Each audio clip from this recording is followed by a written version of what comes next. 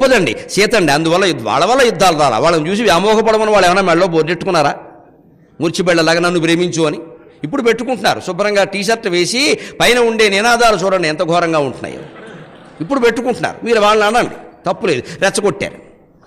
శుభ్రమైన టీషర్ట్ వేసేటువంటి అన్నీ కనపడేలాగా, పై దాని మీద నినాదం. ఇంకా అవతల వాడు ఎలా ఆగుతాడు? 18 ఏళ్ళవాడు, 55 ఏళ్ళవాడు, మేమే ఆగలేము.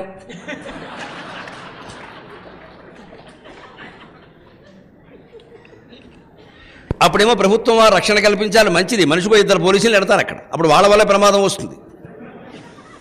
ముందు ఇది మారాలండి, ఇది మారాలి. ఇంత బహిరంగమైన వేషధారణ పనికిరాదమ్మా. మొహమాటం వల్ల నా కూతుళ్ళుగా భావించి చెబుతున్నా, చాలా తప్ప వేషం అది.